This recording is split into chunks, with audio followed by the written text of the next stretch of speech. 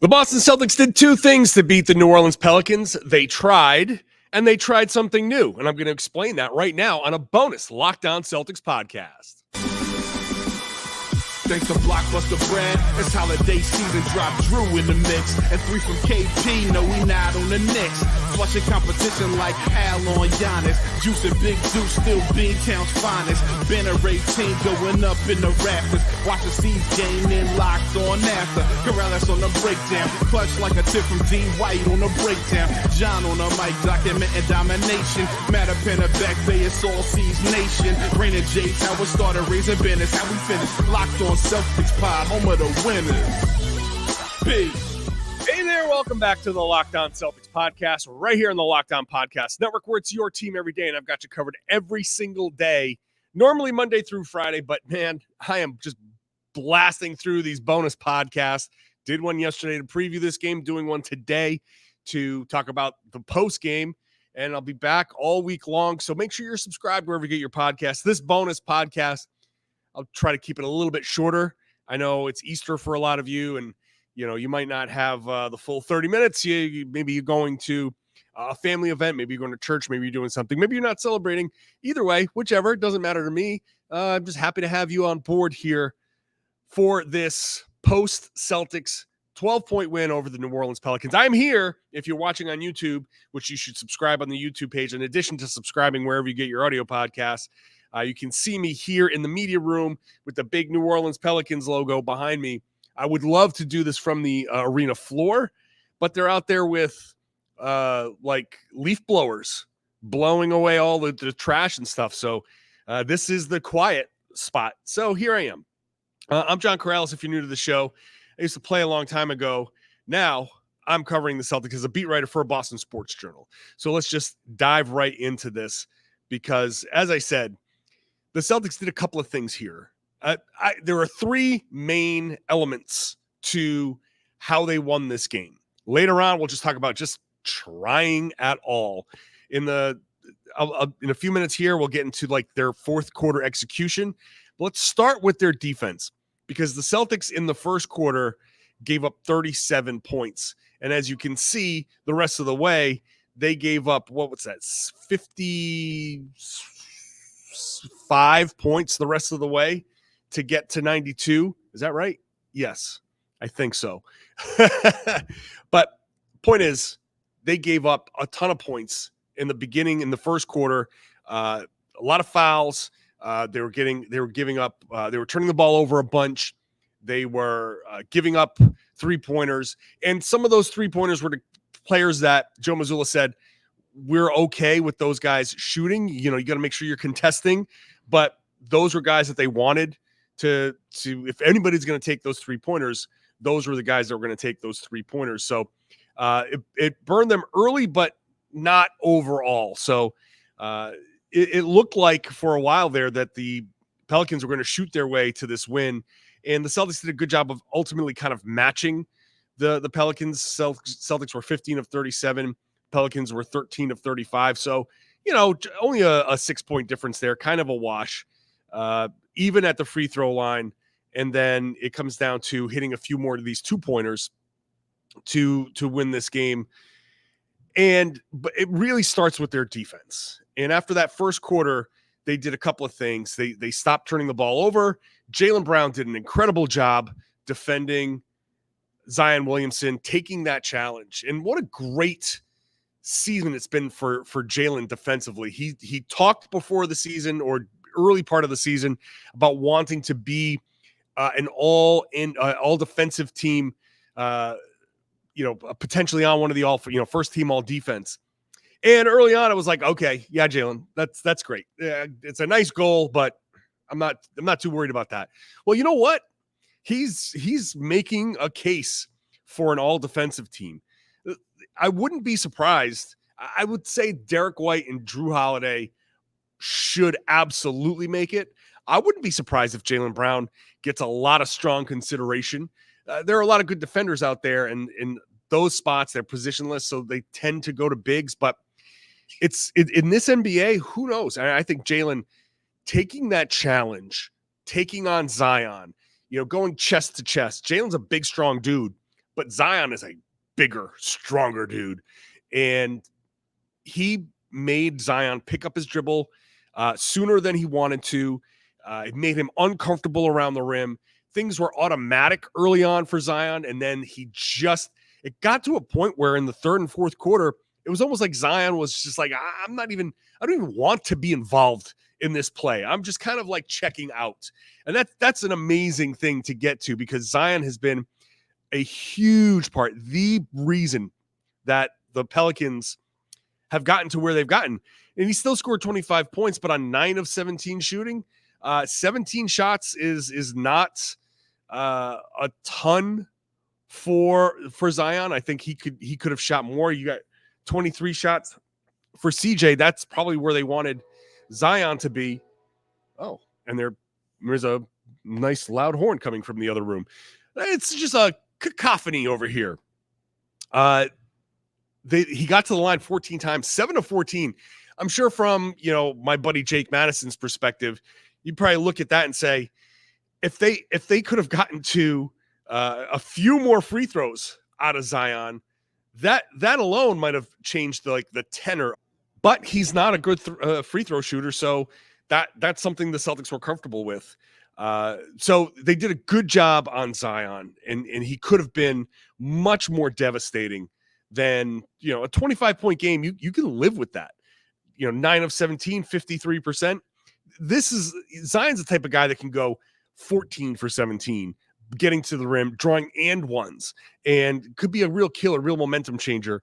And they never let him after the first quarter truly get comfortable. So shout out to Jaylen Brown for accepting that challenge, meeting that challenge head on.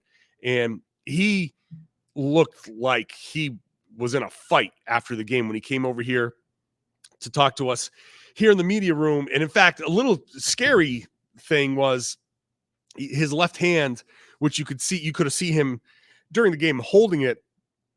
That's something that he said has been bothering him for a while. And he's going to get that checked when they get back to Boston. So that's a little scary. I want to see what that's all about. I don't like the way that is playing out, but he finished the game. He seemed okay.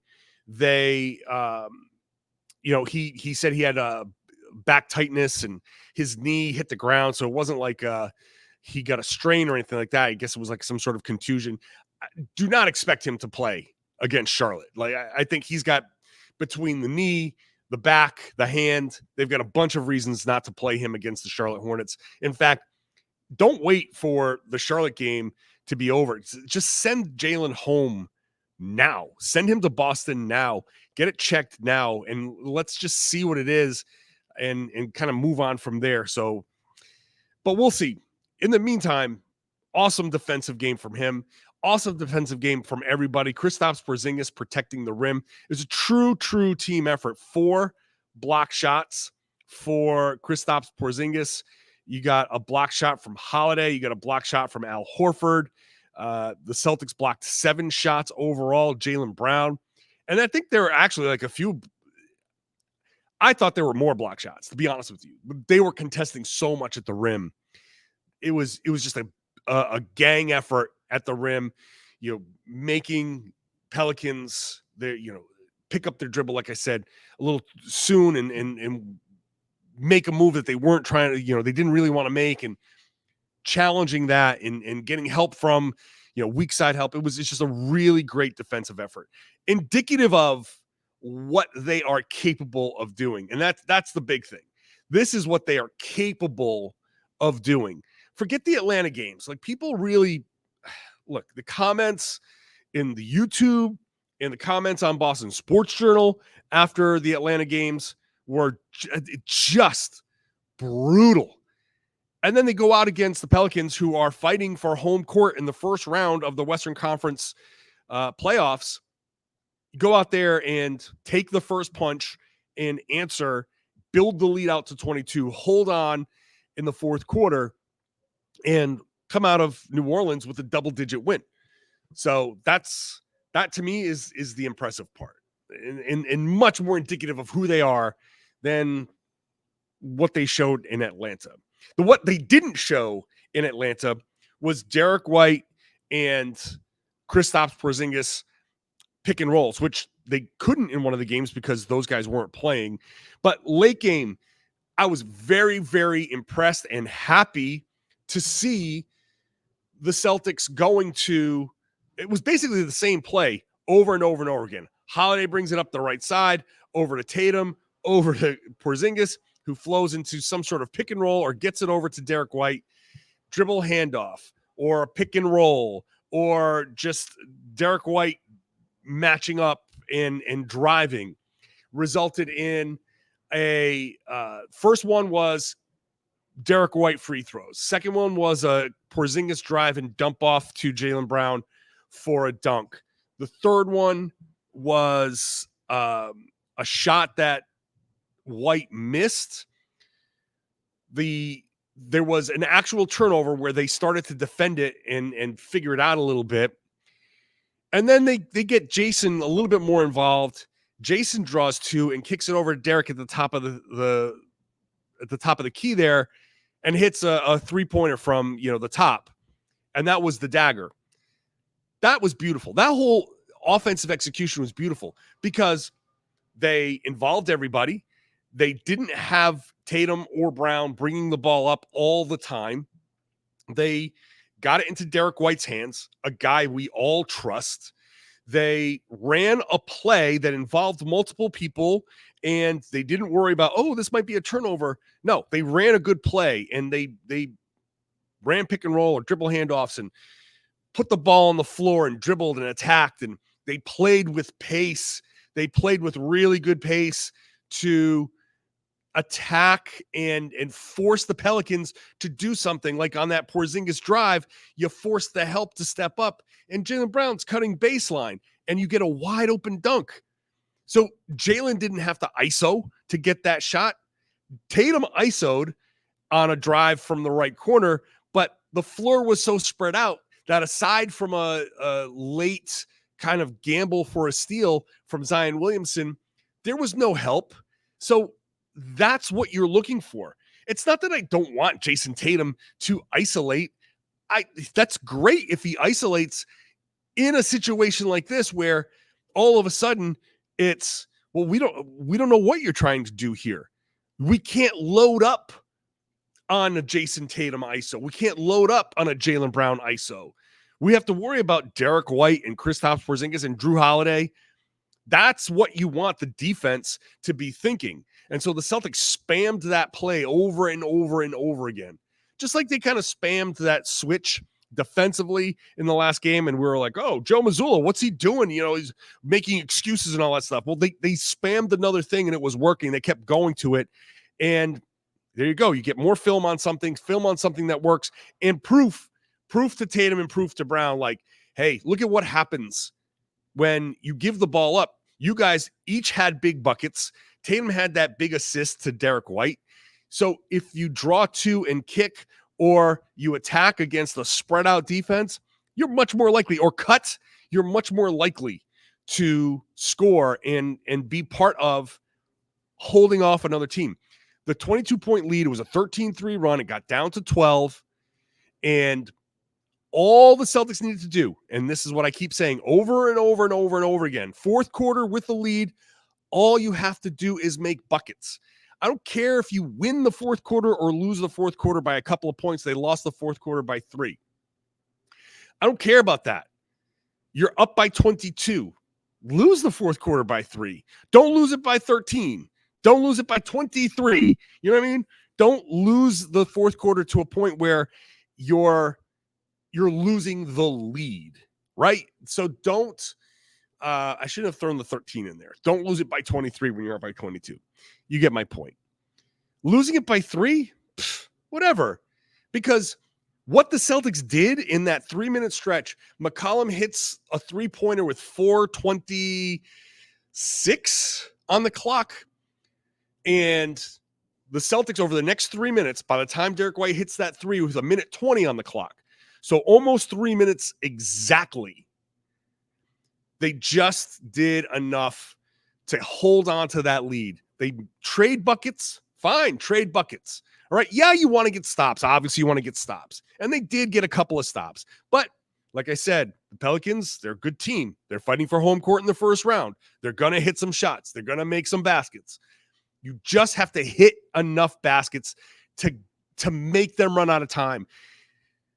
It's so funny that when the Celtics grind things to a halt because they want to suck all the time out of the clock, that's when they screw it up and the other team makes their run. When you play with pace and you score your buckets, that's when the time really becomes an issue, because you've got yourself your options. You've got more options to score. So even if you miss, you're giving your team more options down the floor. And the ball touches 2-3 sets of hands and you end up getting a good shot. And more often than not, those are going to go in. You're going to get fouled. You're going to get those free throws.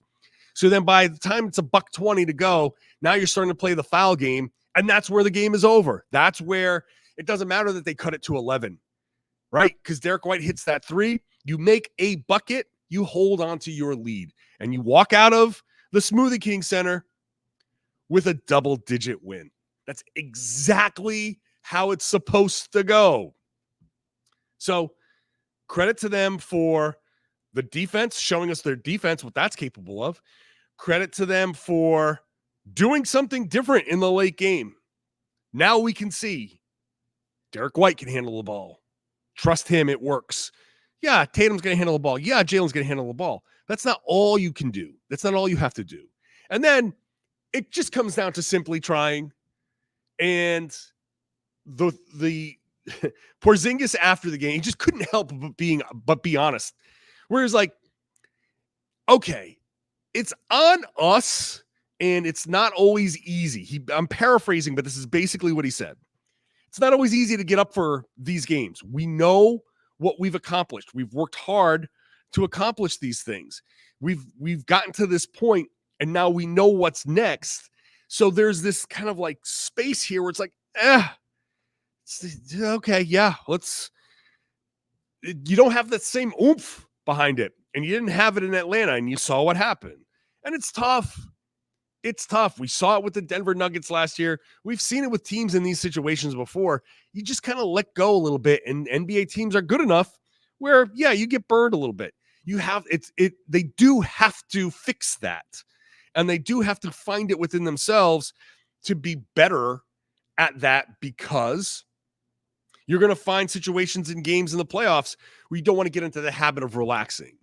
But it is understandable that they have these lapses and all that stuff. So they wanted this game. They wanted to go out there and yeah, in the first quarter, they got smacked around, and Holiday after the game was like, sometimes you need to get smacked in the face a little bit. So they responded well, and they did what they did. They wanted this. They tried. They wanted to play good defense. They did. They wanted to execute down the stretch. They did. This is what they're capable of. This is the Boston Celtics. This is what they do. So I say all of that stuff, and it's not like, and I told you so. I am trying to give you the sense of what's happening here. These next 2-3 weeks are not about did they win or did they lose. Even though you're sitting there saying, I want them to win, they're not going to win all of these games. Their winning percentage is going to be much lower than the 78% that they're at here. It's going to be lower because guys are going to miss this Charlotte game, right? Guys are going to miss some of these games at home to close out the season, the next 2 weeks in April.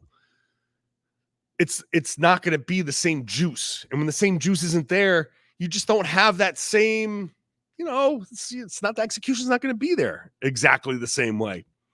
So just prepare yourself for it. It's not an indictment on their chances. It's not. This game, the Pelicans game, shows what they are fully capable of. And I want to see more of it. But hey, it shows that they're learning. It shows that they're growing. Even now, even at the end of March, even on Easter, they are growing. They are making steps. They're taking steps forward. So I will be back tomorrow, because tomorrow is Sunday, which means I will be recording the Monday show tomorrow night. Going to answer some mailbag questions at johnkaralis.com/mailbag. And then back for a full week of games. And let's see how many podcasts I can do in a row. I think I'm at 14 in a row now. Let's keep it going. Subscribe to make sure that you get all of them dropped directly to your device or your vice, whatever. I mean, whatever your vices are. And get onto that YouTube page, subscribe there. And I would love it if you shared the podcast. Spread the word. Tell everybody they should be listening to and watching the Locked On Celtics podcast. It's right here on the Locked On Podcast Network. Your team every day.